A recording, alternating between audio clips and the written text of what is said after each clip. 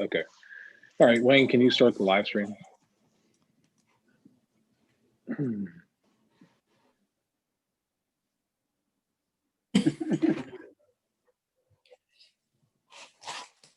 All right. Hello and welcome to today's Finance Committee meeting of CPE. It's October 20th, 2020. And I just want to remind everybody that this meeting is being live streamed to YouTube, and all audio and video is being captured and recorded. Heather, will you call the roll, please? Yes. Chair Ben Brandsetter. Here. Mr. Colby Burks is on his way. Ms. Kim Hallbauer. Mr. Richard Nelson. Oh. Unmute here. Thank you. Dr. Robert Satt. Here. And Ms. Carol Wright is not attending today. Thank you. All right. We need one more for quorum. So we're going to adjust the agenda for today's meeting. We're going to skip items 2, 3, and 4. And I'm going to move on to item 5, special fee reports. Sean, can you present on we have special use fee, asset preservation, KCTCS agency bond fee, and asset preservation fee. So Sean, I'll turn it over to you. Good afternoon, everyone. The special fee reports are part of our agenda today. There are 3 kinds of special fees that we have at the council. We have special use fees, asset preservation fees, and agency bond fees. And these fees were created in response to concerns that institutions expressed to the council and to the General Assembly. So the council has policies regarding the special use fees and asset preservation fees. The General Assembly actually created the agency bond fees. And we'll talk about the special use fees first in a little bit more detail, and then we'll kind of move along a little quicker after that. The special use fees were the first of the special fees. Council adopted a policy that was approved in April 2011, and this policy allows these fees to be considered by the council and to be considered outside of the cap that the council has approved. And of course, certain criteria have to be met for a institution to receive permission to have a special use fee. So the first thing is that the fee revenue has to be used to support debt service and maintenance and operations M&O for new or renovated student activity or student service facilities. So these are things like student unions, fitness and recreation centers, tutoring centers, etc. And the other defining feature of these fees is they have to be approved by the institution's board and CPE, of course, but also they have to be widely endorsed by the students. So they have to bring materials that show that the students endorse the fee in a school-wide memorandum and a vote of the student body or a large majority of the student body government. So the fees have to be endorsed by the students as well. Next slide, please, Heather.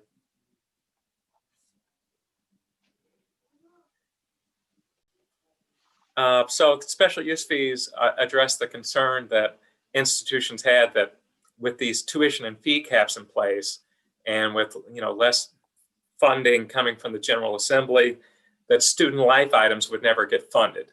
And so this provides a way forward for recreation centers and wellness centers and student life centers to get funded. And we recognize that these are an important part of the student experience.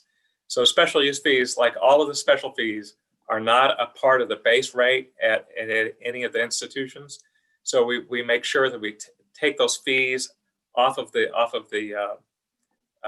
tuition and fee rate when we apply any caps. And so those fees don't go up with tuition and fee increases essentially on a yearly basis.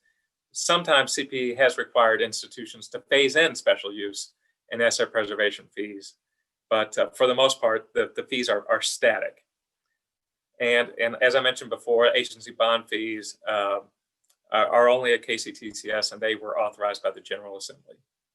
So any questions about the special use fees just in general? And next slide, please, Heather. Sean, are you going to go over any of the individuals? Because I see lots of unspent dollars and what happens to them, but you'll cover that? I'll get around to that. So this is just a history of the rates. And so these are full-time comparisons, full-time comparison rates, assuming students have 15 credit hours in the fall and 15 credit hours in the spring. What do they pay for these special use fees? And you can see in 2011-12, U of L initiated their special use fee, $196 per year. Morehead State University, $132. NKU initiated their fee at $96 for that year. WKU, $140. And you can see that the projects that were supported with this fee revenue, U of L Student Rec Center, EKU Student Union and Rec Center, and Pedway Construction, Morehead State Student Rec Center Construction, NKU renovation and doubling the size of the rec center there. And WKU has two projects. One that was one fee that was implemented in 11-12, the renovation of the student union, and then later in 15-16, the parking structure construction was financed with fee revenue. And next slide, please, Heather. Okay, if we could jump over to the packet, we can look at the in your packet. There's a question and answer thing on the special use fees, a question and answer document, and that starts on page 25 of your packet. And so we had a survey about the special use fees, and a lot of great information here. So for example, University of Kentucky does not have special use fee. University of Louisville has a student recreation fee, and this document asks a bunch of frequently asked questions. When did the institution begin charging students a fee? What's the amount of the fee? How's it assessed? If all of this information about each of the institutions that have special use fees, and then beginning on page 33. Hey, Sean, look, Yeah. let me jump in for just 1 second. Heather, is there a way that you can actually pull up the PDF and show it on the screen so that some of the folks that maybe join it by YouTube can see what Sean is referring to? Or yeah, so this is the beginning of the question and answer portion of the materials, and that's you can see that's on, where was that? That's beginning on page 25 of the materials. Okay. And then if we go, I guess, down to page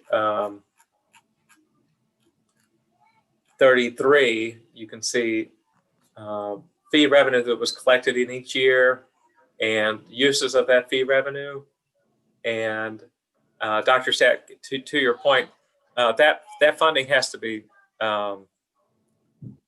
used for the exclusively has to be used for these projects. They can be used for maintenance operations and debt service, but it's the use of the funds is restricted.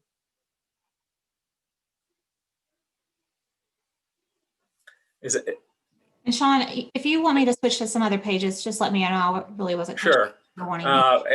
So if we look at page 34, so that's EKU, you can see that, coming into the current fiscal year, or coming into FY 2020, they had $9.6 million in carry forward from the prior year. They had $3.9 million in receipts last fiscal year. And then the debt service was $4.5 million. And so they had carry forward at the end of last year into this year of $9,026,000. And that funding is restricted to the projects that were authorized with this fee revenue. Well, and Sean, I'll jump in right here and say that this is one reason some of our institutions have asked us to take a look at the council approved asset preservation fee exemption policy. Because when EKU came forward and had a specific project to use the fee revenue for, they actually did not undertake that project, as you can see, for a couple of years because the debt service doesn't start until fiscal year 2018. Some of our institutions have requested that we conduct a review and ask our council members to conduct a review of the existing asset preservation fee exemption policy and allow them a little bit of additional flexibility to be able to expend some of these dollars on other asset preservation fee projects, as opposed to just a specific project that they may have brought to the council for approval when they had their fee approved. And Dr. Stat, that would allow the institutions to be able to expend some of these dollars on very vital asset preservation projects that they have a need to address on their campus. And we'll be addressing that in a later agenda item. And just to be clear, we are on the just the special use fee revenue and uses of funds. So as opposed to the distinct asset preservation revenue and use of funds. Yeah, that's correct. And this was for the Student Union and Recreation and Wellness Center at EKU. And it did take them a couple of years before they actually undertook the project. So unless there are any other questions, I think we can move to the asset preservation fee report. And if you have any questions about any of these reports, feel free to ask them now or send us an email and we'll be happy to respond. But Ryan, can you cover the asset preservation fee report? Yeah, absolutely. So thank you, Sean, and hello, council members. So as Bill mentioned, the asset preservation fees alongside the special use fees are something that we're kind of bundling all of these special use fees together, or special fees together. So the special use fee, the asset preservation fee, and the KCTCS bond fee. And we're doing so because they're all very capital project intensive. And so the hope is to give you guys a really good understanding, but also to meet requirements policy-wise for our periodic reporting that we do require of our institutions to give to us annually. And so asset preservation fees, this is a little bit of a history from the very beginning, similar to special use fees. These were to be considered outside of the cap. So once again, they're relatively the same beyond the phase-in that we use for a few of the different fees. So when tuition base rate change, these are not going to be affected by a 1% or a 2% increase of the tuition. So they must be for instruction related facilities. That's a very hard thing that we're committed to. Education in general, funded things or assets on the campuses. Some of the other requirements that were initially given were that a fee could not exceed $10 per credit hour, and even more so. In addition to that, the number of credit hours that it could be assessed on was capped at 15 per hour. And then for KCTCS, the cap is the same, but instead of $10 per credit hour, it's $5 per credit hour. KCTCS does not, however, right now actually use an asset preservation fee. They have the agency bond fee, which was approved by the General Assembly, which we'll be getting to here in a minute. The matching funds, so if any matching funds are required by the General Assembly for any state asset preservation appropriations, these are permitted to be able to be used on those projects. And then the last 2 points are really going to be addressed more fully when it comes to our policy amendment discussion and the conversation we've had with our CBOs at the universities to make the policy more user-friendly and to clarify even more on points on how it is to be used and what reporting is required. So it is intended to be used to pay debt service upon collection. And then lastly, while we're giving this report, is the annual reporting requirement. So Heather, if you want to go to the next slide. These are the asset preservation fees that are currently active. And so the full-time comparison rate, yet again, at 15 credit hours for the fall and 15 credit hours for the spring semester, your typical annual full-time student. Morehead State, I will point out, does actually cap theirs at 12 hours per semester. And so yet again, the 15 credit hour max was just that, it was a max. So you could, not every institution had to assess the same amount. So not all institutions had to use the full $10 or to really get the full 15 credit hours per semester. And just as a refresher too, before we kind of go into this, and I'll transition here in a moment to the agenda item and really get into the meat of the actual reporting. The definition of an asset preservation fee is from our policy, a mandatory flat rate fee that has been approved by an institution's governing board, the revenue from which shall either be expended upon collection on asset preservation and renovation and fit for use capital projects, or used to pay debt service on agency bonds issued to finance such projects that support the instructional mission of the institution. And so the reason why I go back to that is because if you guys are, if everyone's able to look at their agenda items, and Heather, if there's a way you can pull it up, I believe page 39 on is the beginning of the asset preservation fees. Yes, it is. I'll wait for Heather to pull it up here for a second for our YouTube friends. Excellent. So as we scroll down this, you'll see the background, the history, definition that I just mentioned, but then we'll go into each one of these institutions. So EKU, you'll have an outline of the specifics regarding their fees. And this information comes from when CPE actually approved the fee to be used. And so each institution came with a list of initial projects to be funded using the fee. In the case of EKU, they had 6 projects that were initially approved along with the fee, and those projects were estimated at the time to cost $35.2 million total. And so if you keep scrolling down, we'll get into the actual reporting. I'm looking at my document. Scroll back up a little bit, Heather. Yes, so the actual reporting here, since fiscal year 2019, the fees generated $5.2 million. In fiscal year 2020, it generated $2.5 million, but only $1.3 million was used to support 13 different projects. These were all related to the 6 initial projects. And so as the asset preservation fee policy is written right now, we allow for a bundling of projects, and we require them to be above a threshold of $1 million. But in the actual reporting, you'll see in the attachments specifically for each institution, many of the institutions have broken them out into a series of smaller, more practical, the actual single projects that are being done that are really the components of the larger 6 projects that were initially approved, for an example, with EKU. So let's keep going down. There was a small, $3.7 million remained as a carry forward. And I think we can move on to KSU now. Those are the high points there. So same thing. I tried to standardize the information here. So you're going to have pretty much the same information on each one of the fees. So I'm not going to spend time necessarily going through each one of those components.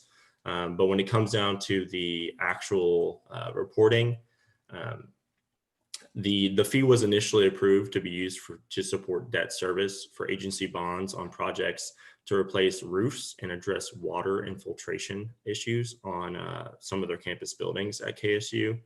And that is indeed what you'll find in the attachments. A relatively small portion of their fee revenue has actually been used at this point because they actually plan to start the renovation of the roofing project here in spring semester 2021.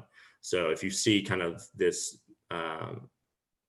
lack of spending when it comes to KSUs, that is the reason why. So they are saving up and they have been doing the assessing to try to garner the funds to be able to be then used to meet the scope of the project, which is a strategy that a couple of our institutions have taken.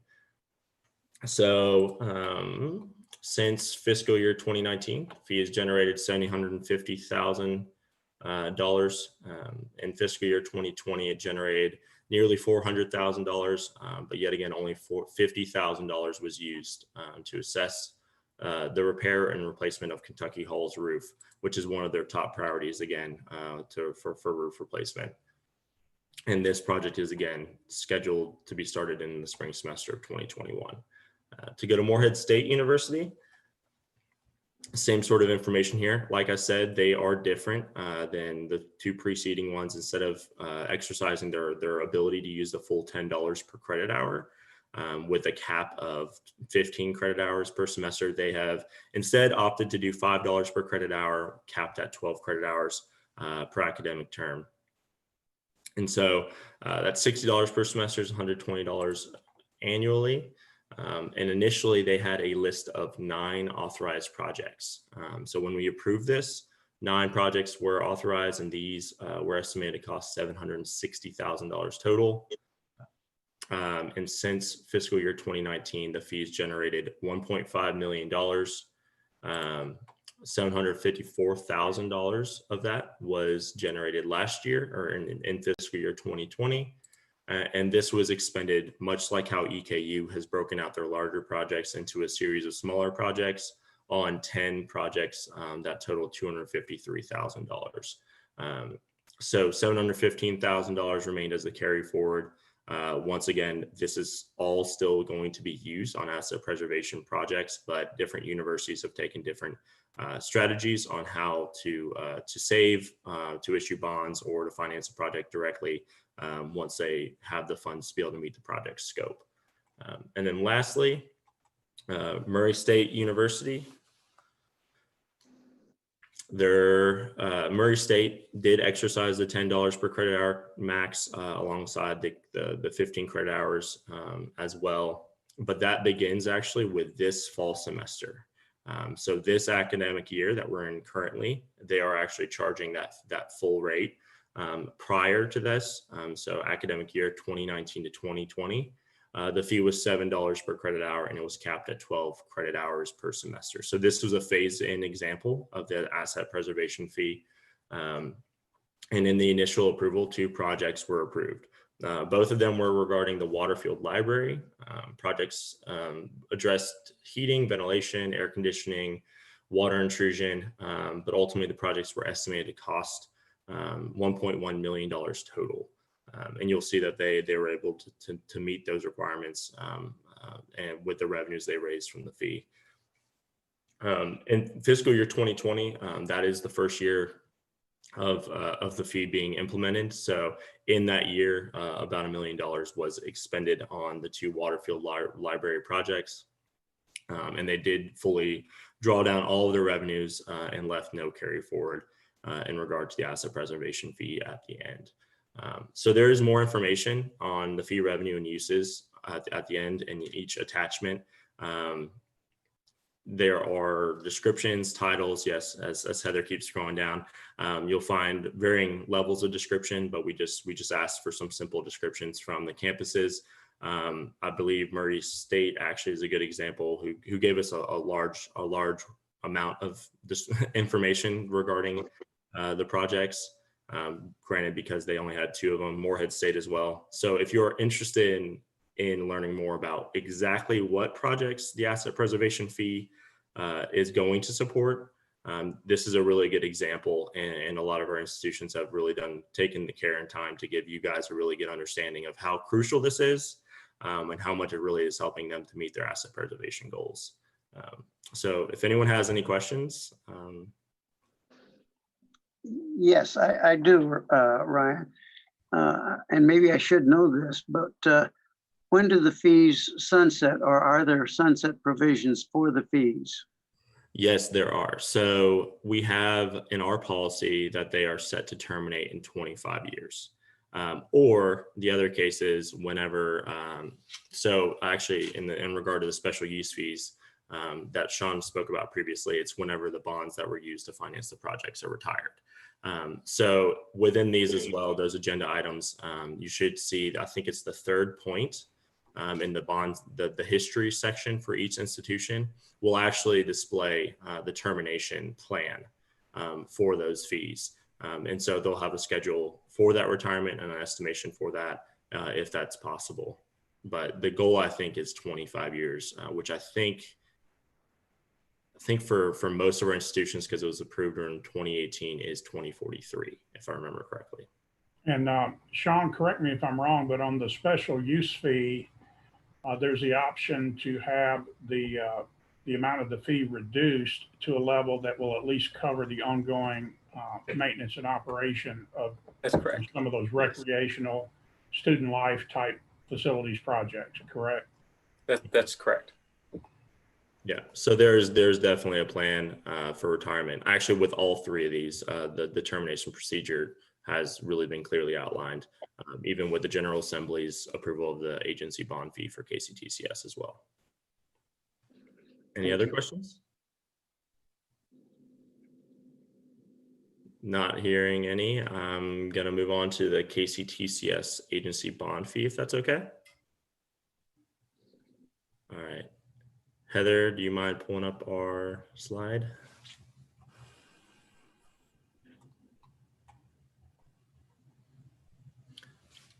Excellent, thank you.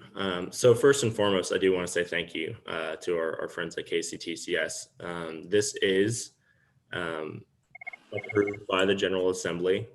And like I said earlier, we are trying to bundle these special fees, as we're calling all three of these distinct fees, together because of their common use on financing capital projects of some sort.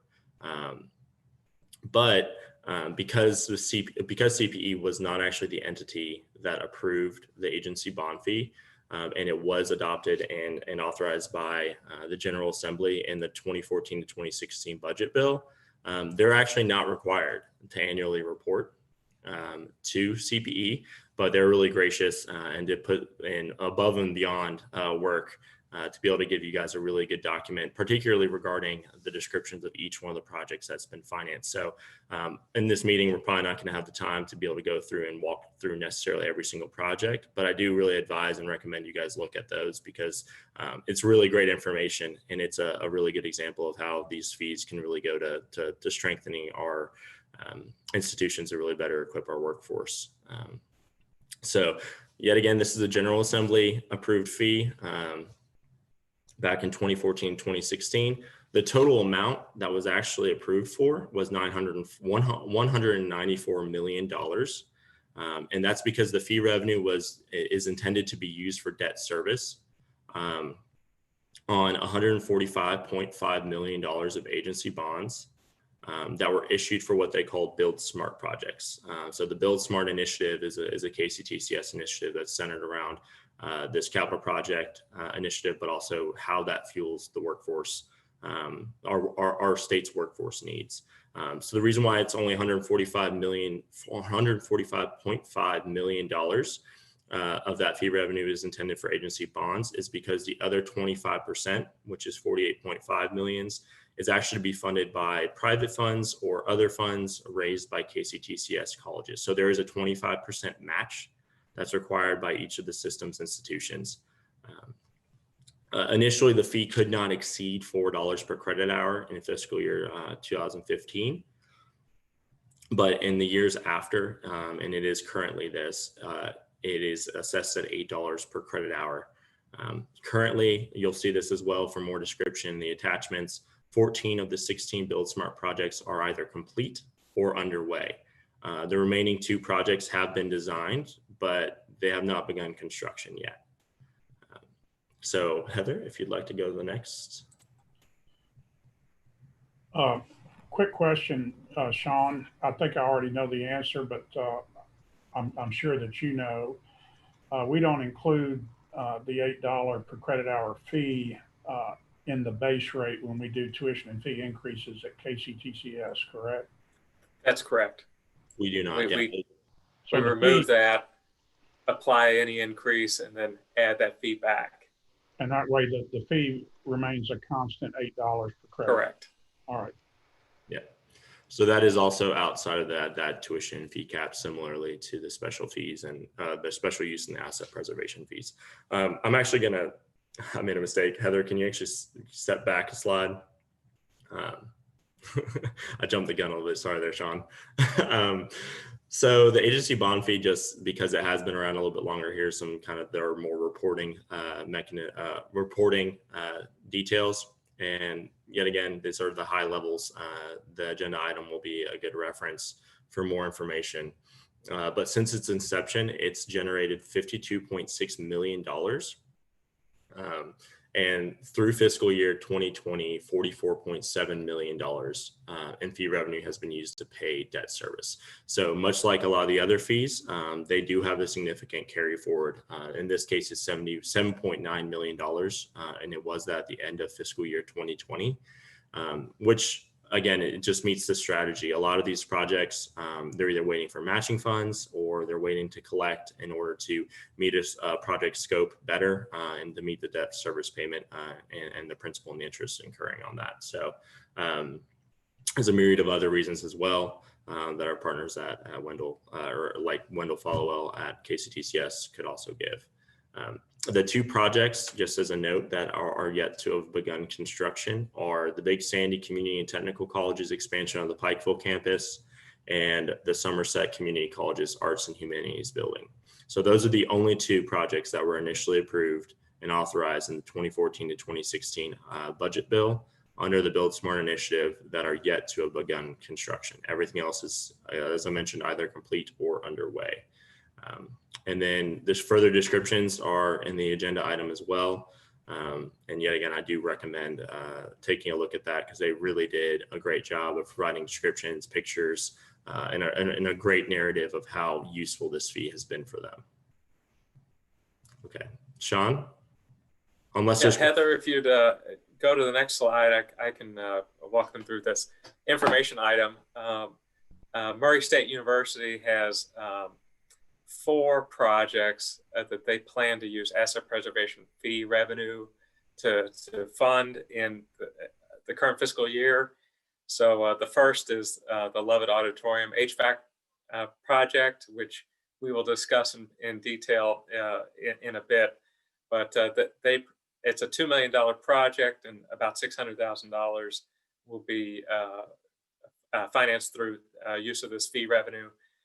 Wilson and Wells Halls both have need for windows and doors and energy efficiency projects, and just under $1 million for those 2 projects. And then they have a building automation system project. Probably could spend a lot more than $350,000. I believe that's just one, probably just one building. Is that right, Jackie?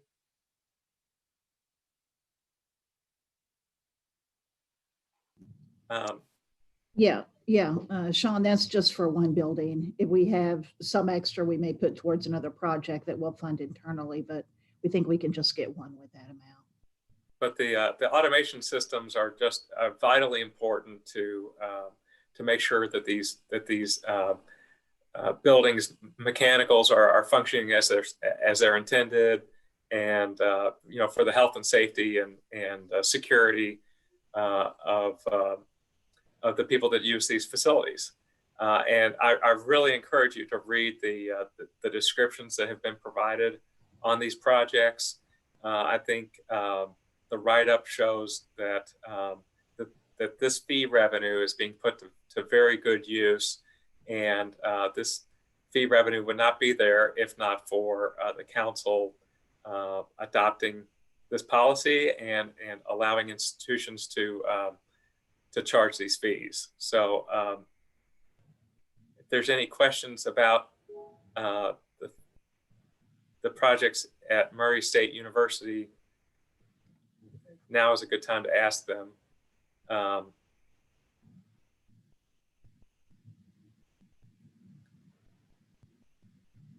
Bill, do you think it would be good to move forward with the discussion of asset preservation fee policy, or should we go up to the top of the agenda and talk about the capital projects?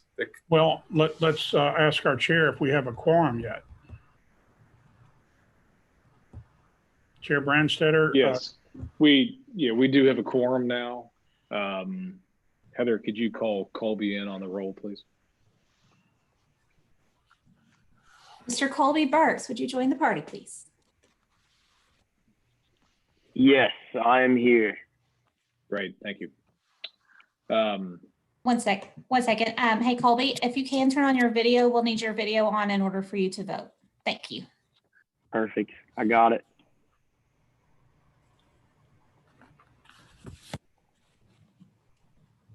Mr. Chair, I'm So, happy Sean, to go to the top of the agenda. Are you done with item 5.d? Yes, sir. Okay, all right.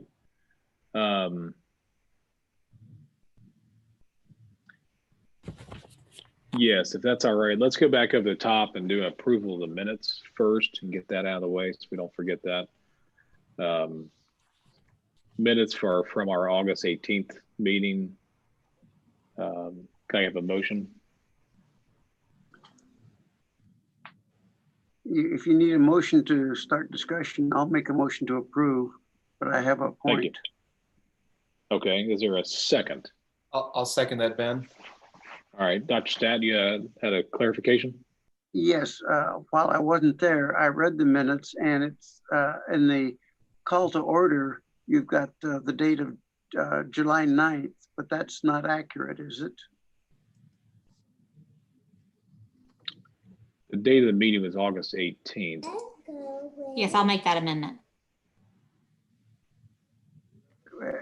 Did I pick that up, Heather? Correctly?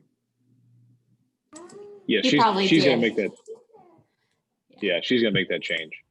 Okay. So there's a motion to approve with the minutes with the adjustment as noted. Any other changes or additions to the minutes? All right, all those in favor, aye. Aye. Aye. All those opposed? Motion carries. Thank you. All right, we're gonna move down to item 3, interim capital projects for approval. Sean, it's back over to you. All right. The first item for your consideration is the U of L JB Speed building renovation. That's their engineering building on campus.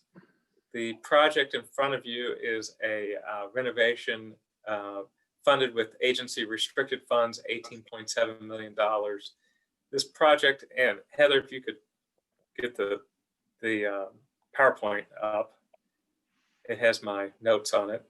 But the project was approved by the U of L Board of Trustees in October of 2019, and it was approved as part of the biennial budget submission by CPE in November of 2019. So the council's already approved this project, but it was not included in the 2021 state budget, and so that's why we're asking for the council to approve it at its November meeting.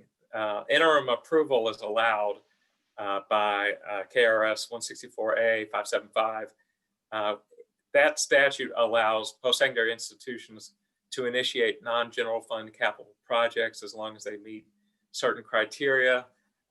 For example, that the funding will not supplant money specifically budgeted and appropriated for other purposes. And it requires that institution's president or designee submit the project to the Capital Project Bond Oversight Committee as well.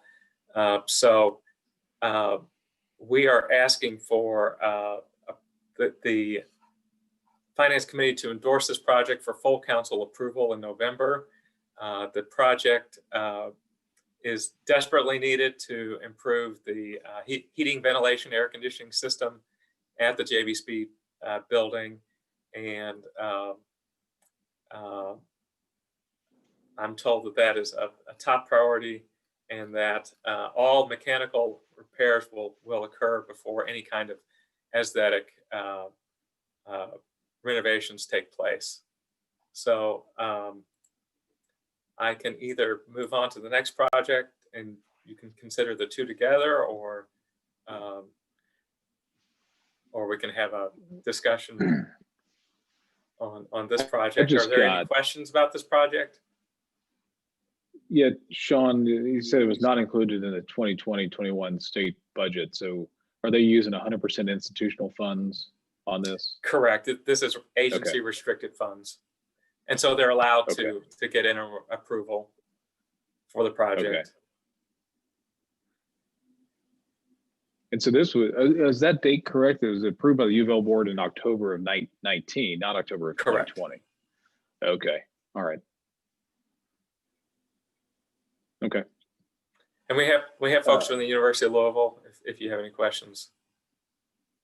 Let's just go ahead and take these one at a time while we've got all the information up on the screen. Are there any other comments or questions on this? Because this will go to the full council at our November meeting. I would add that the State Budget Office is aware that the institutions have this interim authority, and so they want to keep that budget bill as brief as possible, and so they tend to pressure the institutions pretty hard to say, well, gosh, I guess you can take this one away as long as take this authority for us to spend our own money on our own assets, as long as we are able to come in during the interim and seek authority for these projects. Okay. Just for your reference, Ben, as well, the October 24th, 2019 approval was actually when the institution or U of L approved it for their capital plan. And so that should be in the attached documentation as well. So if there seems to be a lag there, the reason why is because of it being approved as part of the larger capital plan. Makes sense. Okay. Are there any other comments or questions on this one?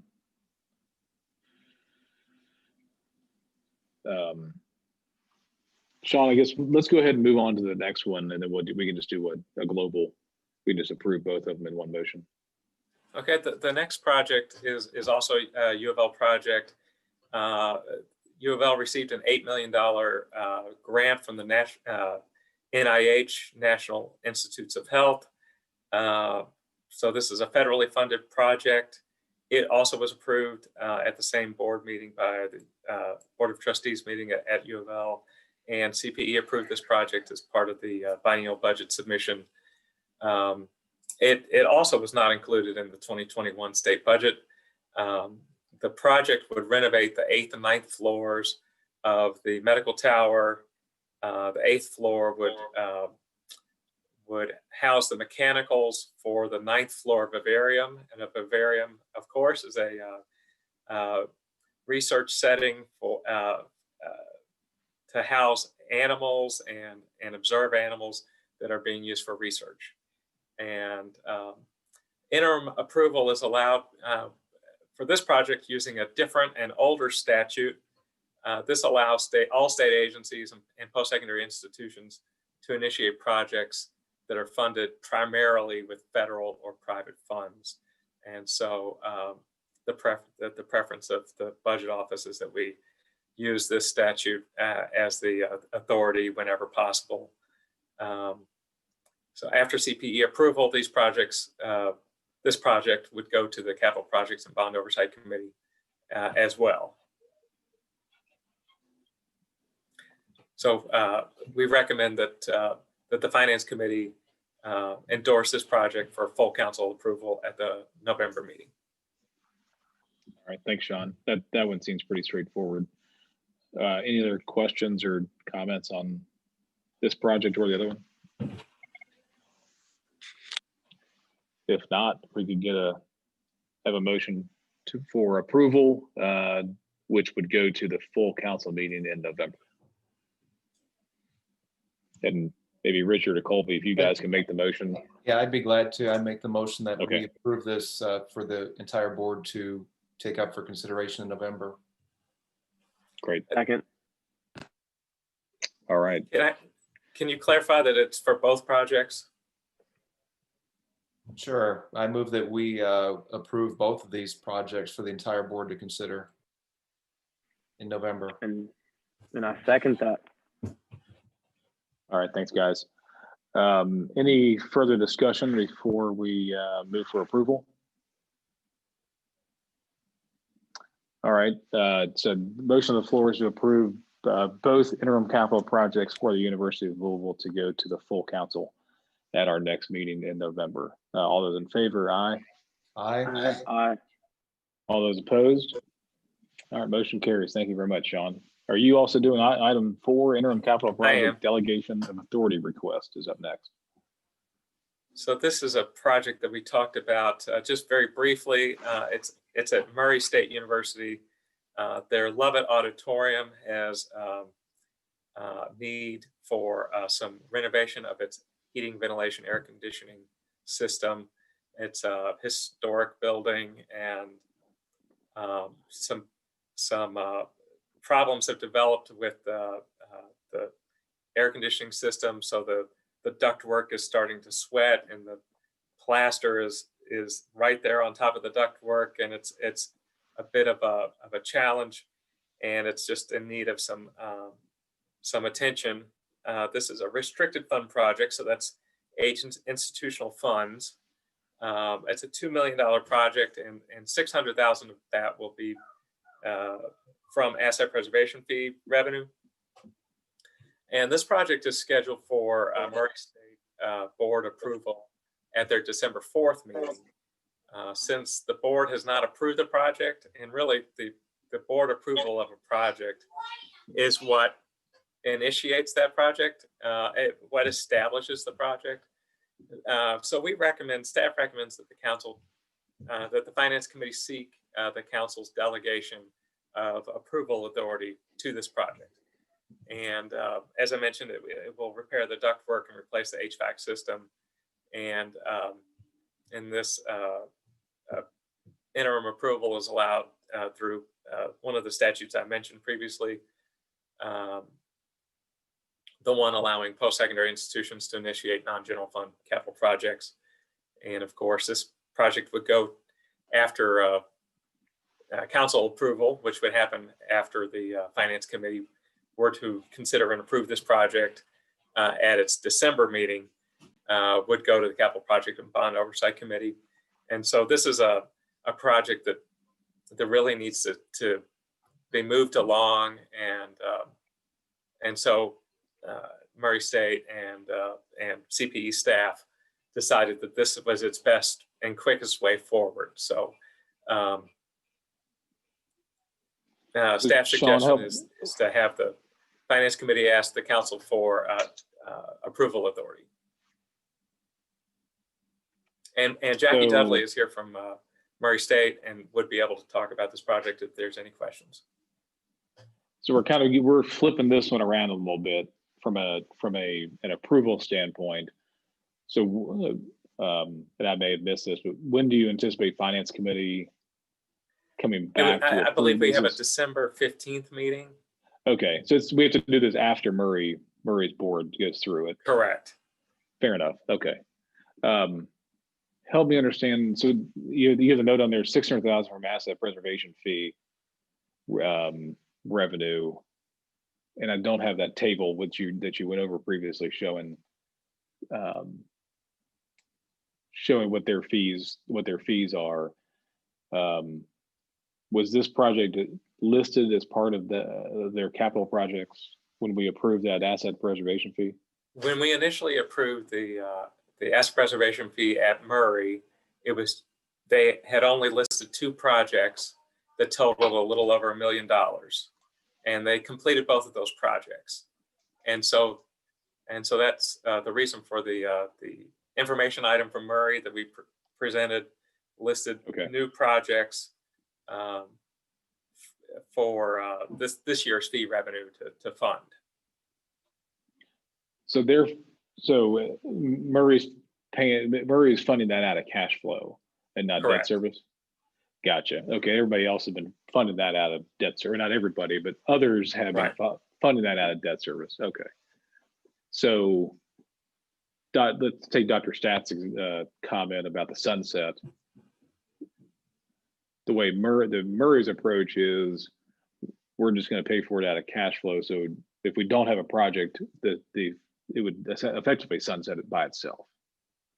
Is that how that would work? The fee still has a sunset, and in fact, one institution mentioned, well, perhaps we could eliminate the sunset provision of the fee. And I said, well, we have a long time to worry about that. Let's do that in about 10 years. So asset preservation is an ongoing need.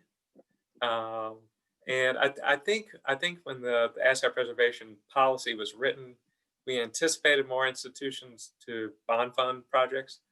And so it's always a good idea to write in a sunset on a fee.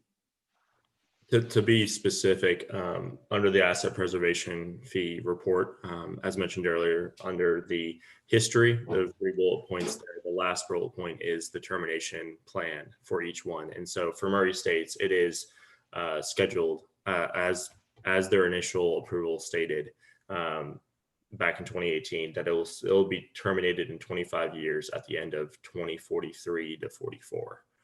So that is the current schedule, but as mentioned, whether we revisit that or not is a later issue. Yeah, it's a little bit of a different approach with doing bonding a whole bunch of dollars in day one versus every year. And I mean, each approach makes sense, and so makes sense to me. It's just a little bit more of a process thing with on an annual basis, or by every other year as Murray identifies what those needs are. So we'll speak to that a little bit more here and when Bill speaks on the policy amendment, but particularly for institutions that are smaller and have less revenue coming in from the fees each year, that's been a strategy that they've taken, is how can we accumulate, how can we use this to meet scopes when they have smaller amounts of it coming in, as opposed to who's getting around $3 million a year. Right. Okay. Any other questions from council on this delegation of authority request? I just had a question of probably Heather. Is this something that the finance committee needs to vote upon, or just something that staff needs to put in the next agenda for the council, just the delegation of authority for this project? Yeah, the last time that you all asked, that you gave a heads up, there wasn't a vote taken at the actual meeting. You all just discussed it and said that, if you have any issues with it, let us know, but we plan to ask the full board to delegate it to you. Perfect. Okay. So we'll do our action then in December, assuming that the full council delegates that authority. Okay. All right. Okay. Anybody have any questions before we move on that from item 4? We knocked out item 5 and we move on to item 6. Bill, review of asset preservation fee policy. Thank you, Chair Brandstetter. As Ryan and Sean have indicated, we've been working with the CBOs over a number of weeks, collecting fee revenue and uses of funds data for these annual special use fee and asset preservation fee reports. As part of that process, several of the chief budget officers indicated that the council's asset preservation fee policy lacked clarity in some areas, and they suggested that the policy be modified in order to better meet their needs. Specifically, campus officials have asked the council to consider, number one, reducing or eliminating the $1 million threshold requirement for bringing an asset preservation project and fee request to the council. They also suggested that we add some language that allows institutions to accumulate fee revenue over time to meet a specific project's scope. They also asked that we add language that allows fee revenue to be used to pay debt service on all types of financing instruments, not just on agency bonds. And then finally, they asked for some additional guidance regarding the ongoing use of fee revenue. They bring a lot of information when they come before the council to get a fee approved, and they identify projects and the scope of those projects and what the expenditure is expected to be. But once they've completed some of those initial projects, they felt like the policy was unclear about how they would use fee revenue going forward. And so they've asked for some additional guidance in that respect. Heather, I don't know if you can pull it up, but on page 75 in your agenda packets are the proposed changes, a draft asset preservation fee exemption policy. Can you pull that up, Heather? Bill, are those the changes just in red? Yeah, the changes are in red font and strike through. And if Heather, if you can go to page 77. So this is the draft policy. There have been no changes on the first several pages. Yeah, stop right there, Heather. This is page 77. And as you can see, that second bullet we've used strike through to remove that bullet from the policy. So that eliminates that $1 million threshold, which previously had to be met by the institutions when they would bring a fee for council consideration from exemption from a tuition and fee ceiling. And as you can see, we basically had said, the project has to exceed $1 million, or you can group several smaller asset preservation projects in order to meet that threshold. And that provision is really not necessary as you think about, once you get beyond the first year or two of an asset preservation fee and the project supported with that fee. In a lot of cases, those projects have been completed and institutions are moving on to other projects. So at this point, based on input from several of the institutions, we're recommending that bullet be struck. In the third bullet, you can see in red font that we've added language that allows institutions to accumulate fee revenue to meet a specific project scope. And also in that same bullet, we've added the language or other instruments used to finance such projects so that the fee revenue can be used to pay debt service on instruments that are not necessarily agency bond instruments. Very minor changes. And Heather, yeah, keep scrolling down one more page. And this is on page 79. We've added, and that first point should be bulleted, but that's okay. We've added a section on ongoing usage, and that just provides some additional guidance to institutions that they can use the revenue generated from their fees for ongoing asset preservation projects, provided they have the approval of their institutional governing boards. And then lastly, that last bullet, it just basically indicates that institutions have to follow all of the statutes with respect to capital project approval. And there are some threshold requirements in some of those statutes. Bill, Yes. I noticed that in one of the previous slides, there was a salary and benefits line item for some of the projects. Did I read that correctly? And Sean, correct me if I'm wrong, is that the part of the maintenance and operations of the special use fee projects? That's correct. And we don't have those line items on asset preservation projects, is that correct? That's correct. Okay, all right. I'm blending those in my mind then. Okay, all right.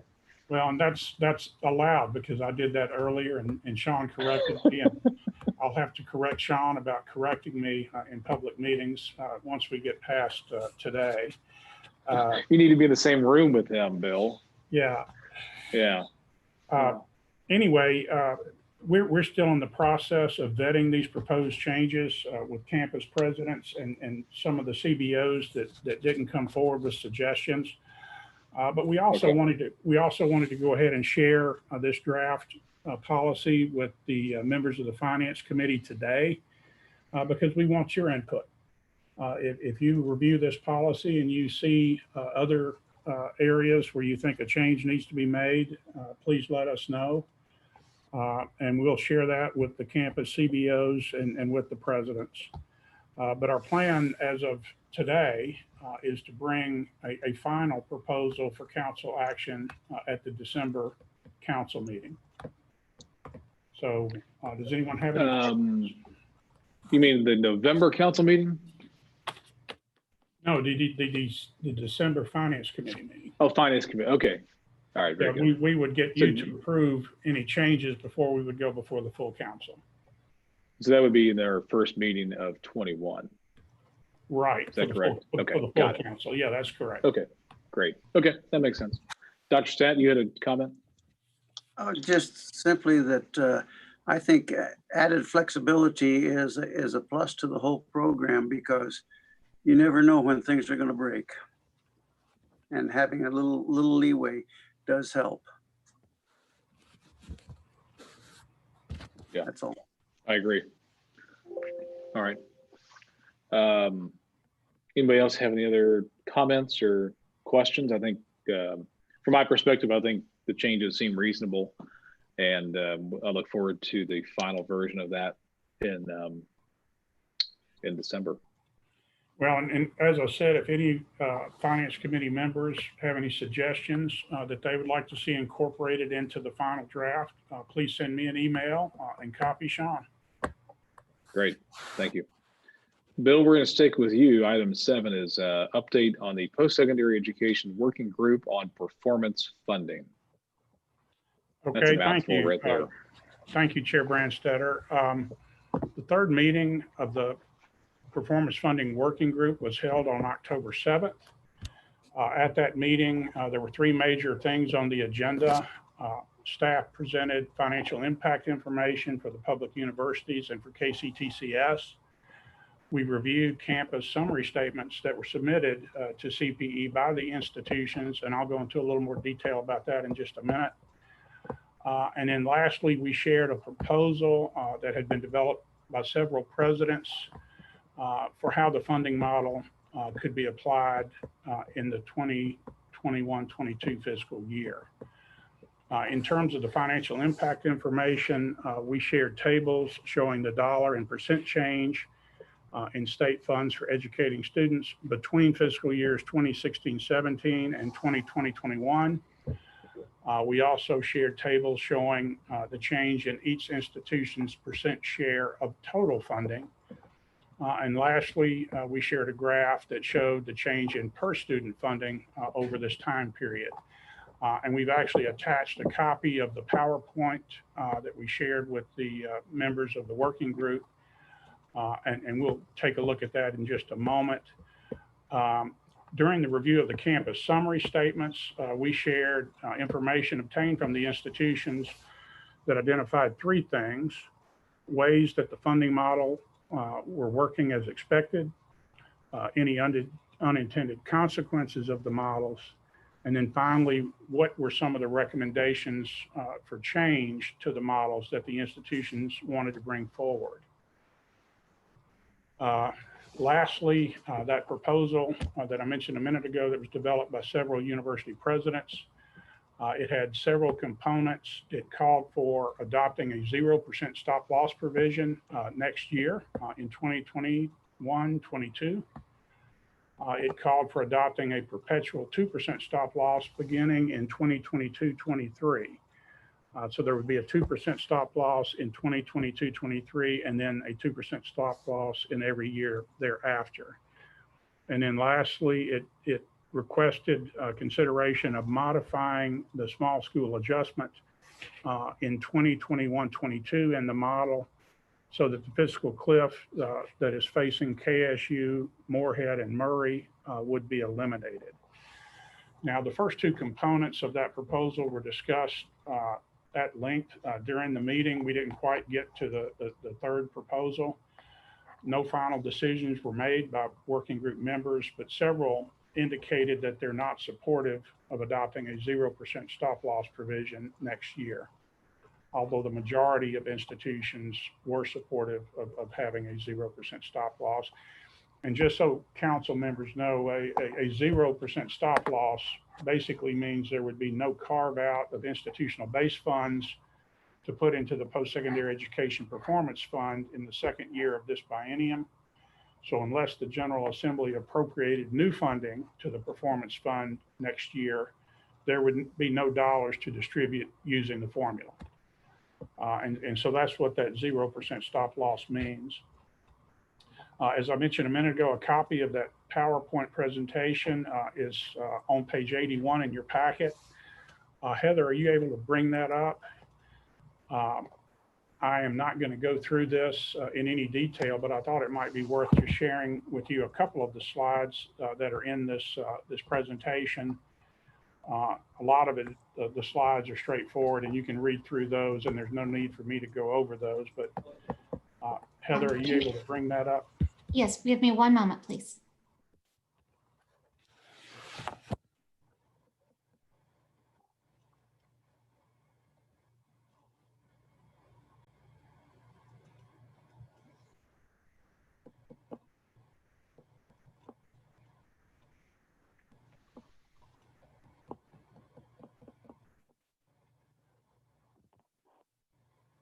Okay. Yeah. So this is the presentation that we shared. This was the meeting agenda that I just mentioned. Back up one, Heather. Yeah, and there are the three main areas that were covered during the meeting: the financial impact information, the campus summary statements, and then the review of the Murray State University proposal. We labeled it the Murray State University proposal, but it was actually a proposal that was developed by several presidents, and they went through President Bob Jackson at Murray, who's the convener of the Conference of Presidents, to put the proposal together and bring it before the working group. Just quickly, I'm going to share with you the next couple of slides. Go ahead, Heather, next slide. This slide is showing state funds for educating students, and it's for all institutions, public universities, and KCTCS. And what we're trying to show here is the dollar change and the percent change between 2016-17 and the current year, which is 2020-21. As you can see by looking at the footnote at the bottom, we're defining state funds for educating students as each institution's regular general fund appropriation plus any performance fund distribution minus debt service and minus mandated program funding. So these are the dollars that should be targeted specifically for educating students. And as you can see by looking at the dollar change and the percent change figures, three institutions had positive dollar change over this time period: the University of Kentucky, Northern Kentucky University, and Western Kentucky University. And you can see the positive percent changes associated with that.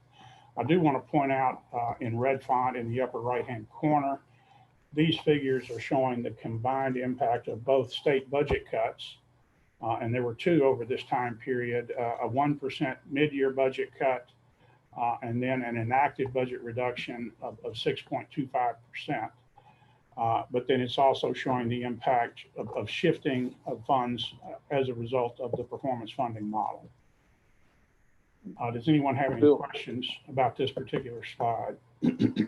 Yeah, Bill, I've got a couple questions. I think it would be helpful as a follow-up to I guess for two things, and I understand the reliance on the state funds, but to provide some additional context in terms of growth and the change in enrollment that has taken place at each of those campuses to provide a little bit of sense of scale, because I think there's probably more to the story that can be told versus just a dollar impact.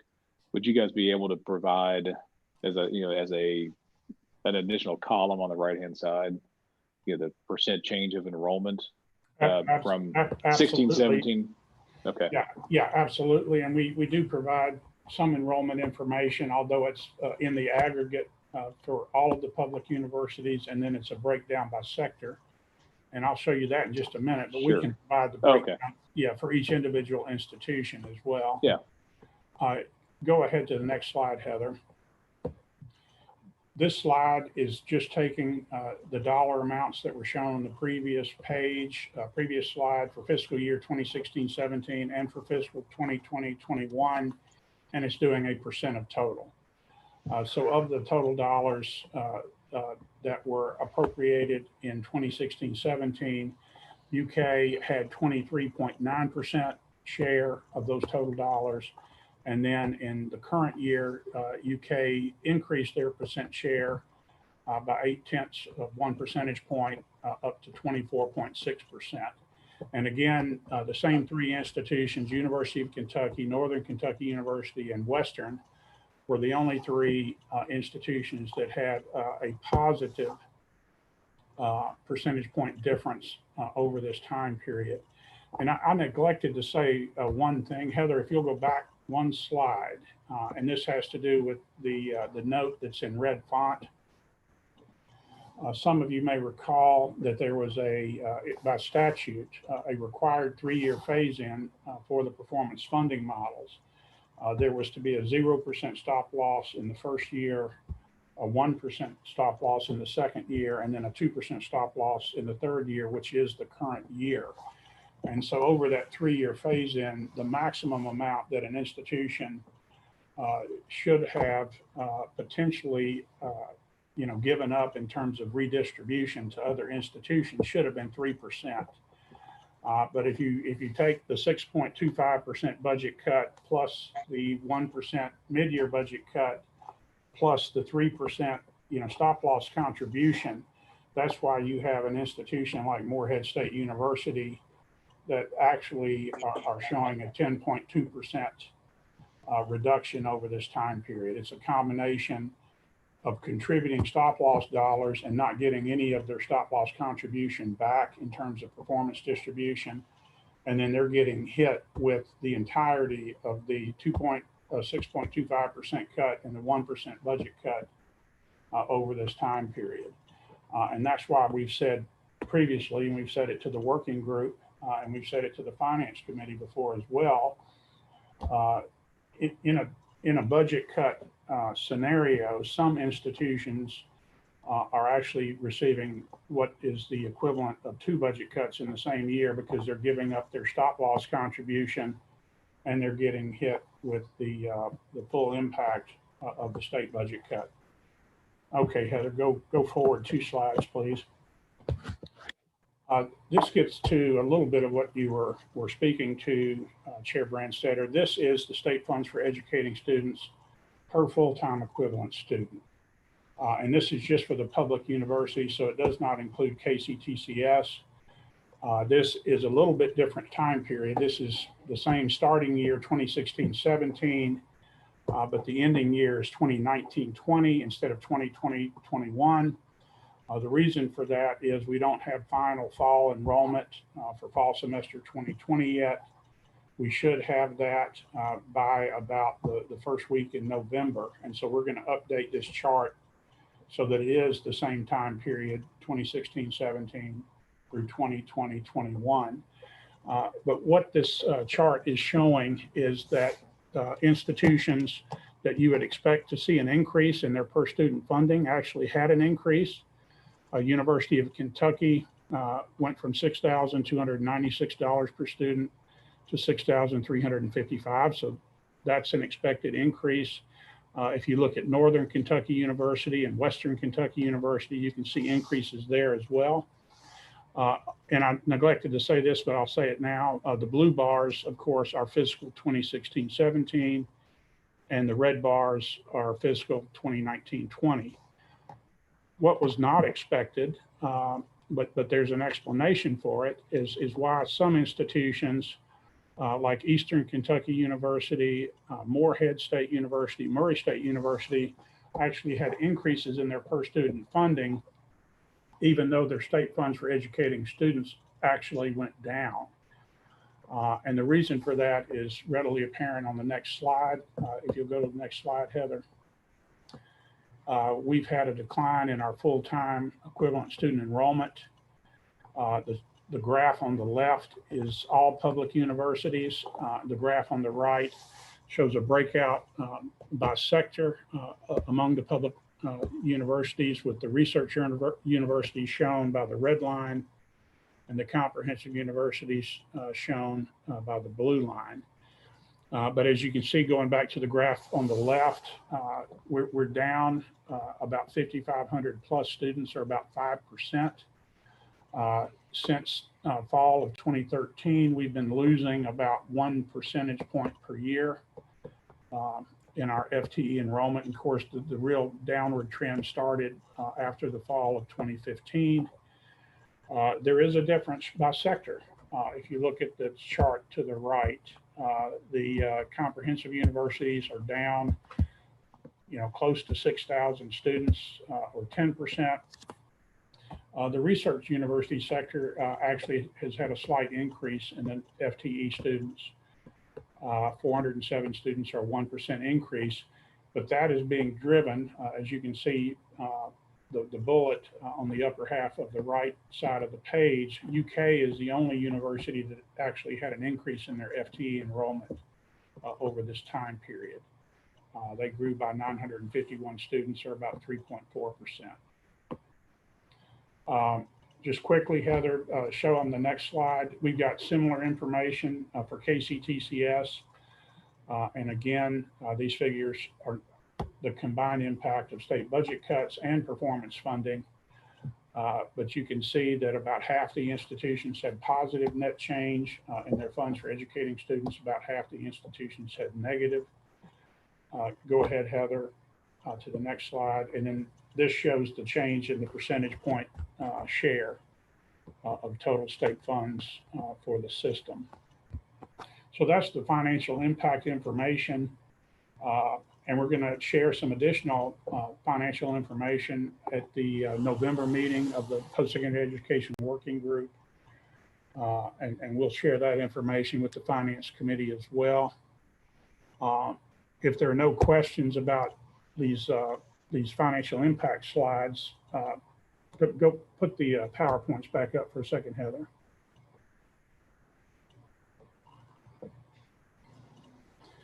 I will go ahead, go forward one slide. This next section provides those summary statements, and this is the summary statement overview. And just kind of page down through this section, Heather. I'm not going to go over any of these slides because I think our council members can read these slides, and they're more or less self-explanatory. Just keep paging down through the slides if you would, Heather. So we talk about how is the model working as intended, what are any unintended consequences, and then there are some recommended adjustments. And that's going to be the major focus of this upcoming November meeting of the working group. Is we're going to actually, start having to make some difficult decisions. Okay, stop right there, Heather. We're going to actually have to start making some difficult decisions, or the working group is, about some of these proposed changes to the funding model.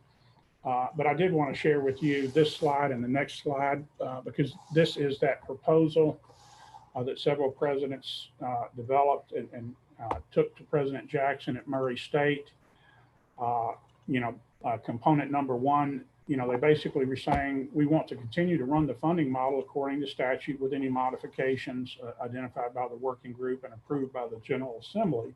But in point number two, we want there to be a 0% stop loss in 2021-22. And that basically means that no institution will incur a financial loss or gain of their general fund as a result of running the model. Go ahead to the next slide, if you would, Heather. They had a bullet point in there about existing appropriations should be maintained at the 2020-21 levels for each institution. We shared that with the working group, but there really was not a lot of discussion about it. There was some discussion about component number 5, which is implement a perpetual 2% stop loss beginning in 2022-23. And my sense was that most of the working group members felt like there should be some level of stop loss going forward. It's just a matter of determining what is the appropriate percentage. And Senator Gibbons, who's a member of the working group, actually said that was the reason for reconvening the working group after 3 years, so that they could address that stop loss question. Because in statute starting next year, all hold harmless and stop loss provisions sunset. And so unless the General Assembly takes some kind of action, and hopefully they will follow the recommendations of the working group and implement some level of stop loss for next year and every year thereafter. But then lastly, in item number 6, what is being proposed here is that the hold harmless allocation amounts calculated in the current year should be retained in the base budgets of the institutions that have those hold harmless amounts and not be subject to redistribution to other institutions. And one way that you do that is to exclude them from the funding model. And I can show you what that means in just a minute. But at any rate, it would eliminate the fiscal cliff at KSU, Moorhead, and Murray. Someone has a question or comment? Is this the time to have a little bit of discussion with respect to these 6 bullet points or recommendations, or do we want to should we keep going and come back to these, Bill? Let me explain to you what is meant by this number 6, and I can show you that in 2 slides. Go to the next slide, Heather. This is entitled Eliminating the Fiscal Cliff. Now, there's a fiscal cliff for 6 of our KCTCS institutions as well, but we're just treating the fiscal cliff within the university model at this point, because that was what the proposal that President Jackson brought forward spoke to. This is for the current year, as you can see by the red arrow, fiscal year 2020-21. And this is comparing the performance distributions and the hold harmless allocations that were calculated for 2021, the actual calculations in columns A and B. And then in column C and D, we're showing a hypothetical modified small school adjustment. And what that modified small school adjustment means, if you want to read the footnote, you can. But those negative dollars that you see in column B, highlighted in yellow at K-State, Moorhead, and Murray, those dollars would be subtracted on the front end from the allocable resources that get run through the funding model. They would be treated the same as the small school adjustment, which is subtracted from the allocable resources before the allocable resources are run through the model. And you could even take those dollar amounts and add them to the small school adjustment and increase the small school adjustment for those 3 institutions. And what I was trying to show with this particular slide is if you compare columns A and C, there's essentially no difference in the performance distribution. And that is demonstrated by column E, where we subtract A from C. Those are just rounding differences. And so no institution in the current year, had we adopted the proposed modified small school adjustment approach, no institution would have given up any of their performance distribution that they actually earned. The only difference is the hold harmless allocations are brought to 0 because those dollars are subtracted on the front end when you run the funding model. So is the hold harmless, the stop loss percentage? Is that the same? The stop loss percentage is it's a provision, and in the current year it's 2%. And you take 2% of each institution's what's called an adjusted net general fund, or what the statute refers to as the formula base. You take 2% of each institution's adjusted net general fund, and you take it out of the base, and those dollars are typically appropriated to the post-secondary education performance fund. And then we utilize the model. Once you get into the biennium, whether it be the first year or the second year, we distribute those funds using the performance funding model. The hold harmless allocation, Chair Branstetter, is, those are dollar amounts that the model says based on, what you're producing and your current level of resources, those dollars should be redistributed to other institutions based on the funding model calculations. But because there is a stop loss, those dollars do not get redistributed. And that's Okay, so if that's where if you the- have a Right, problem so with the sunset of the stop loss, because those dollars would be redistributed if you didn't have a stop loss. essentially, right now we have a 2% stop loss. The fiscal cliff is modeling a 100% stop loss. No, there's a 2% Okay. stop loss in the current year.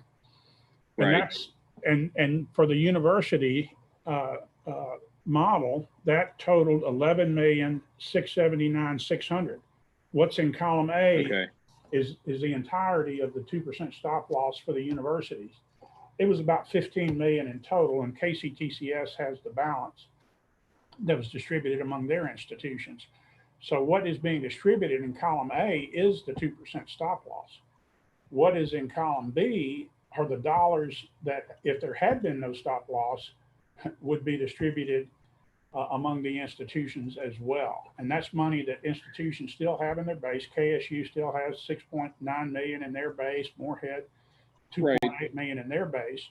But if it weren't for the stop loss, those dollars would be redistributed. And Okay, so this is the remaining 98% of the stop loss is what is in column B. Yes. Okay, that's what I'm trying to.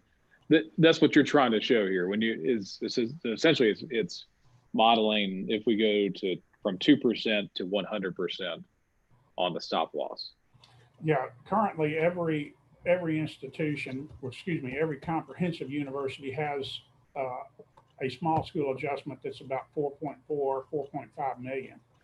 What we're saying is if you allowed KSU's small school adjustment to increase to about 11.4, 11.5 million, those dollars would be backed out on the front end when you run the allocable resources through the model, and then they would have no hold harmless allocation under that modified small school adjustment approach. In other words, you're taking that possibility of those funds being redistributed, and you're protecting those funds in KSU's base or in Moorhead's base or Murray's.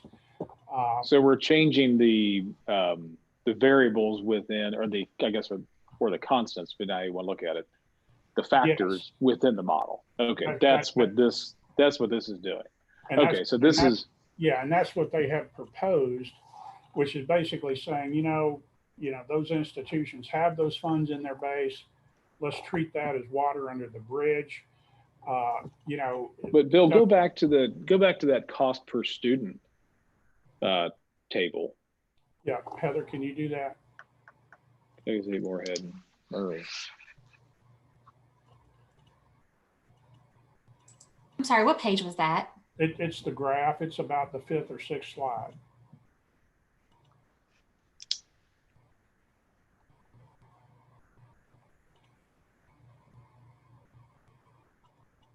One more, right there.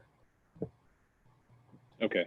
And so if you look at Kentucky State University, I mean, the model is moving institutions toward what would be referred to as funding parity, because Kentucky State University had $14,556 per student in state funding in 16-17, and then in 19-20 it's been reduced to $11,876.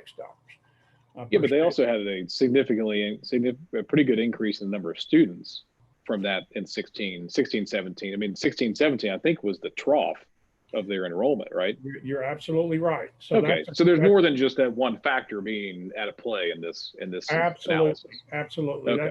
That All right. reduction at KSU is both a reduction in funding, which was in the larger scheme of things is not, that substantial, but it's also a rather large increase in their FTE in 1920.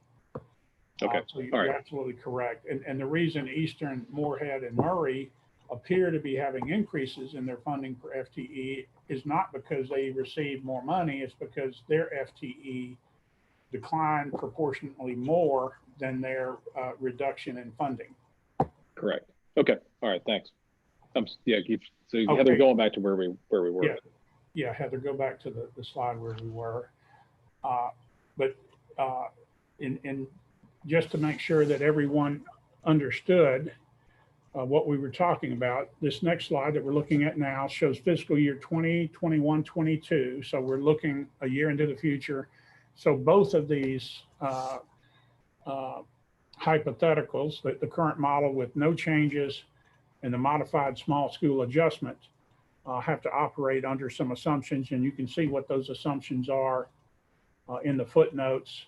We're assuming flat funding, which probably is not going to be a valid assumption if we end up getting a budget cut next year. A 2% stop loss contribution, if that's what the working group ends up recommending and the General Assembly adopts. And no change in performance metric data, which we know is not a valid assumption. You're always going to have change in performance metric data from one year to the next. But for the purposes of being able to illustrate how does the current model with no changes compare to the modified small school adjustment approach, making these assumptions under both scenarios makes sense. And the only difference in terms of the modified small school adjustment between the current model with no changes is you take those dollar amounts from the previous page, the hold harmless amounts, and you add those to the small school adjustment. And so what you can see is in column C is that every institution, including Kentucky State, Moorhead, and Murray, get some dollars in the way of a performance distribution under this modified small school adjustment approach. Essentially, we're just changing we're changing the equations that were established 3 or 4 years ago. Yes. And so if you Okay. look at column E, you're seeing that those increases in funding at KSU, Moorhead, and Murray result in decreases in the amount of the distributions of all of the other institutions. But go to the next slide, if you would, Heather. This is important for people to understand. This is the last slide that I'll cover, and then we'll open it up for questions and discussion. This is showing for that modified small school adjustment, how would the 2% stop loss contribution in column A compared to the distribution under that modified small school adjustment approach, again, assuming no changes in performance. And what you can see in column C is that the difference is essentially rounding errors. So basically, this would allow every institution the opportunity, if there were no changes in performance, to earn back the entirety of their stop loss contributions. And so it's almost like getting everyone to the same starting line, if you will, before you run the model next year. And so this was about the point that we reached with the working group, and we ran out of time. So there was not a lot of discussion about this particular proposal. But do you want to go back to those two slides that had the proposed 0% stop loss, the 2% perpetual stop loss? No, open it up. Actually, this is. Let's stay on this because I think this is pretty illustrative of the implementation of some of those 1 through 6 bullet points. Is that a fair statement? Yeah. Okay. Does anybody else have any? Dr. Stab, you're not muted, so I'm going to call on you if you want to. Actually, I had a question going way back in the presentation, and that was the amount of general funds available. And UK at 24% of their budget being general funds, whereas hardly any others were, most of them were single digits. How come that is that high? And does that include the county ag programs? Because the footnote said the mandated programs were not there. So I didn't quite see where all that extra money for UK was coming from. No, it does not include the ag extension or the agriculture research programs. It doesn't include any of the mandated programs. It does not include any debt service. Bill, I don't think that wasn't percent of the state of the school funding. That was percent of the state funding that went to the school. Yeah, Heather, if you'll go back. So Dr. Stat, I don't think that, yeah. I don't think that, I want to make sure that Dr. Stat understands that we all understand that difference. Go back one more, Heather. Actually, that was, So if you look at fiscal year 2021, sort of that middle column, University of Kentucky has 184.7 million. If you take that 184.7 million and divide it by the number at the bottom of that column, which is close to 750 million, okay. 749.7, 184.7 divided by 749.7. Now go to the next slide, Heather, is 24.6%. So it's what is UK's share of the total state funds for educating students for the post-secondary education system. When I saw, hold on, Bill, I understand where you're at now. When I saw that, I thought that was the percent share of the contribution of the state funds to their overall budget. No. I fully understand that now. And one reason we wanted to include this was, number one, it was requested by one of the working group members, but it's also a really good way to demonstrate that the funding model is operating as intended, because the University of Kentucky, their enrollment has been growing, the number of students progressing and completing bachelor's degrees and STEM plus H degree and URM degrees. UK has been growing at above the public university average on either 10 out of 11 metrics or 11 out of 11 metrics each of the past 3 years. So they have been the one that, in terms of performance, has been operating above the average on each metric, in some cases on 10 out of 11 metrics. And that's how you increase your share for a given metric. And as you increase your share of funding for each of those metrics and it gets aggregated, that's how you increase your share of funding in total. And so this is exactly what we would expect, that the University of Kentucky had an increase in their share. Northern and Western had increases in their share. I just misinterpreted the table. Yeah. Bill, and it's interesting when you say it in that context on this slide, because I guess one of the things that I'm concerned about by changing the model is we have created, the model created direct incentives for behavior that we wanted to, I guess, get more out of or get more of, right? Yeah, that we wanted to incentivize. We wanted to incentivize. And but now if we keep going in and we've messed around with the stop loss provision, now we're going to start coming in and messing around with the underlying equations that drive that model. I mean, at some point, I guess the schools that are working towards that model I'm concerned that they might come out there and say, it's not worth it anymore to be focusing our efforts on what the model is incentivizing if we're not going to realize any benefit from it. Is that a concern that was discussed at the meeting? It was brought up by more than one of our working group members. And okay. All right. So I'm not off base. All right. Yeah. The idea that you've got to have consistent incentives. If you keep changing the goalpost every few years, you're sending mixed messages to the campuses. One last thing that I'll point out, and I'm glad you brought us back to this slide, Dr. Stat. prior to adopting this performance funding model, back in 16, 17, and probably for nearly a decade prior to that, there was a share of funding that added up to 100%. And every year we were going to distribute 100% of the available funding. But what everybody, was lobbying for or advocating for was to maintain their share. And that share was not linked to any of the state goals that we want post-secondary education to achieve. It wasn't linked to changes in enrollment. It wasn't linked to changes in degree production. It was, hey, I had a 23.9% share last year, and by golly, I want to maintain my 23.9% share going forward. Now, some institutions, like at Northern and Western, they kept bringing up their enrollment growth and, how they were producing more degrees, but that, using that percent share approach, which is basically a base plus, base minus. If you get a budget cut, it's an across the board 1% cut or 2% cut. If you have increases in funding, if it's a 2% increase or 3% increase, it's an across the board increase so that everybody maintains their share.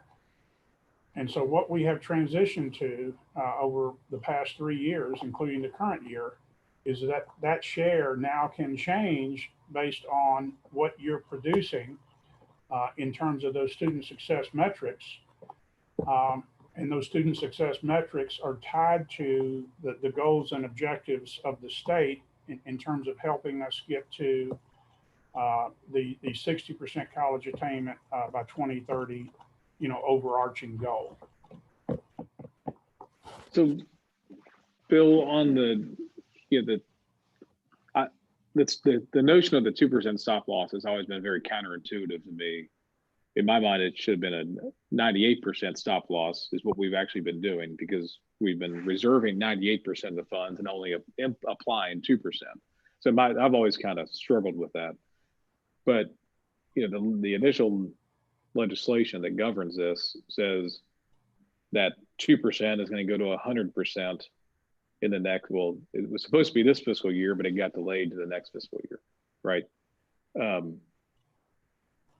But Heather, if you could go back to the 6 bullet points, make sure I get this right. The recommendation from Murray is apply the model so that no institution incurs a financial loss, i.e. implement a 0% stop loss in 2021, 2022. That feels, to me, like we're going backwards. Is that a fair statement? I would say that it is. Okay. And I could argue it on either side. The institutions are saying, hey, we're in the middle of a COVID-19 pandemic. We've been hit with increased expenditures that are not typical because of the pandemic. We've had foregone revenue. We've been asked to plan for an 8% budget cut in the current year unless there's additional federal stimulus dollars that come to state and local government. And, that stimulus funding from the federal government is uncertain. There still has to be a resolution of the KRS, pension cost increases that might be mandated on our comprehensive universities and KCTCS institutions. So I get it. They're saying there's a lot of budgetary uncertainty. Can't we just have a 0% stop loss where we don't take from one institution and redistribute to another? Because there has been no new money that has been appropriated in each of the 3 years that we've implemented this model. And until there's new money, maybe we should stop. The board member at Murray said, robbing Peter to pay Paul. And I love what he said. He said, when you rob Peter to pay Paul, you don't ever get an argument from Paul. So anyway, you could argue it from that side, but on the other side, you're taking away any incentives to continue to make progress toward our 2030 goal. And we've been making great progress in terms of closing achievement gaps for underrepresented minorities, great progress producing more STEM plus H degrees, great progress producing bachelor's degrees, great progress at KCTCS in terms of degree and credential production. And so my concern would be, do we lose the momentum that we've created over the past 3 years if we went with a 0% stop loss. But I support whatever, my president and my board members and the working group decide. Yeah, the momentum loss is what I'm concerned about, and it's Okay, on the campuses, it's my perception that the momentum loss, I don't think that's going to occur. We have too many other issues, problems, that sort of thing going on. And in my opinion, a 1-year hiatus of this stop loss is not going to make much difference in the momentum, because the momentum has changed significantly considering distance education and that sort of thing. It's a whole bunch of new problems with the universities that they're trying to solve. And yes, the big picture is there, but there's so many interfering factors that I would support a 1-year hiatus, just because there's so many other factors moving the campuses that some of the major goals, quite honestly, have probably been put aside because of the very immediate nature of so many other needs. right. Okay. Is there, just if I could real quick just add one thing, I really liked the point earlier where we talked about the figure that why these schools were losing so much when there was just a 2% stop loss. And you said it's because they had the 2% they lost, and then you had to take into account also the cut in funding for education in Kentucky, things like that. So I just like the way that was worded, because I think that it needs to be recognized that throughout COVID, throughout just the past years, several years of decreasing in funding, all schools are suffering, but there are some that are suffering at a higher level than others. And I think that's perpetuated by a number of factors.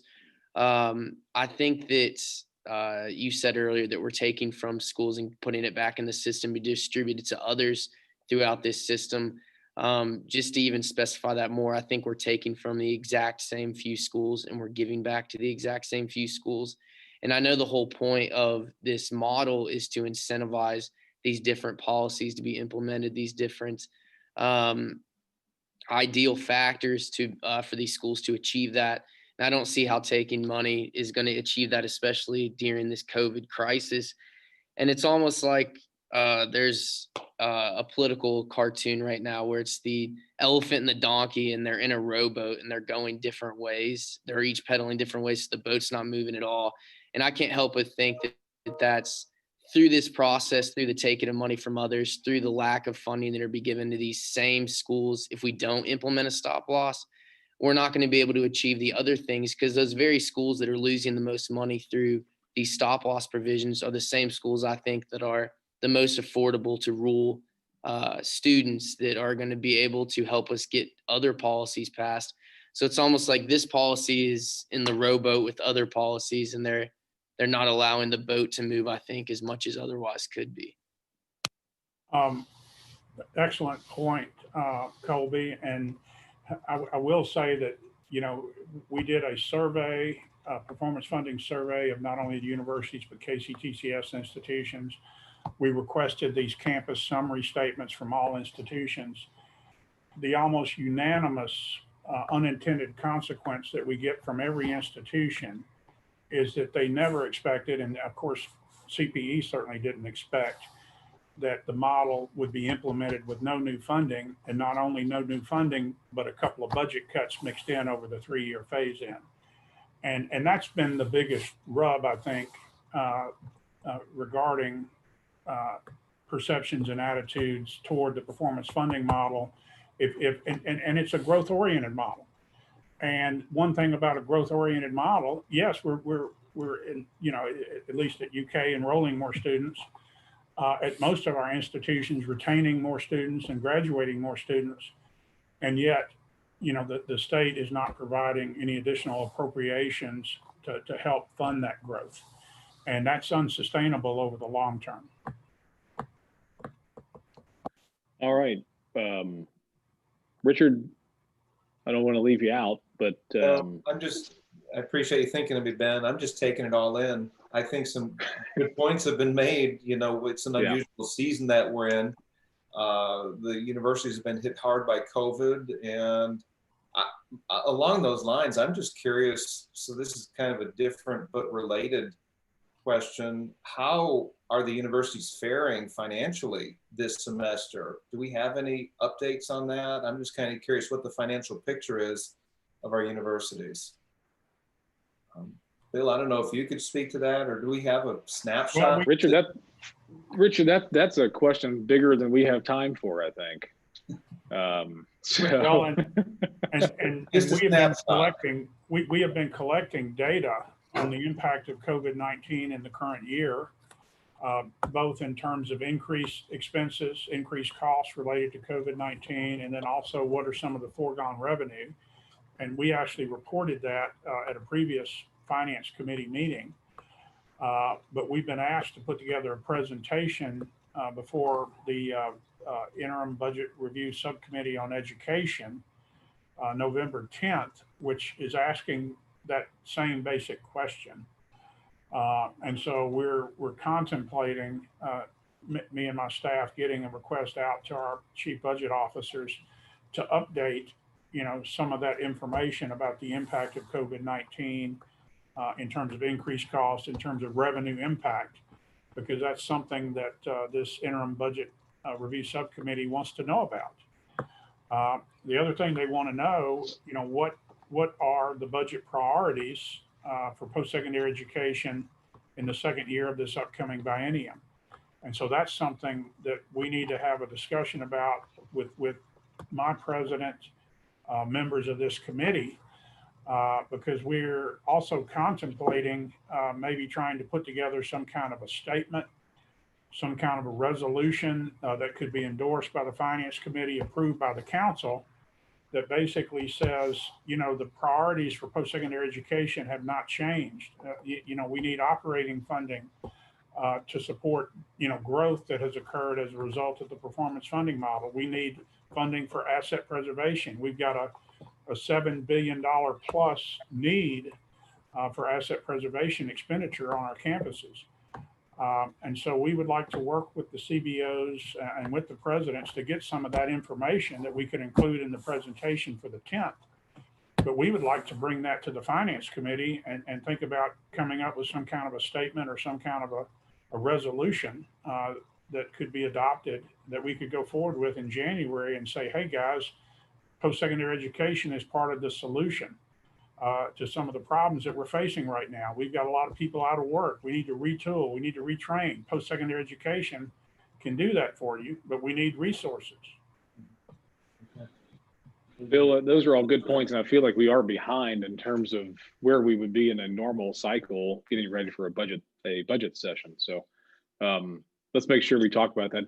Dr. Stat, go ahead. Actually, do you have any? I've got to cut out here, so I'm wondering. I was getting ready to wrap it up. Okay, because it's time for me. Yes. I've got to shut the labs, that sort of thing. Yeah. No, I was going to say we went a little bit long today versus what we would like to do, but I appreciate everybody hanging tough, and I think we covered a lot of good topics and brought everybody up to speed. Thanks to staff and everybody else for presenting. Unless anybody else has anything, we can adjourn the meeting. Appreciate everybody's input. I move that we I would adjourn. just say, go ahead. No, go ahead, Bill. I was going to move, make motion to adjourn, but you got one more thing. So Yeah, the one more thing was just to say that if any of our finance committee members, as they look through these materials, have any questions, please email me or Sean, or give us a phone call, and we'll be happy to respond to those questions. All right. Thanks, guys. Richard had a motion to adjourn, second by somebody, and all right, hit leave on your button if you agree. Thanks, guys. Thanks.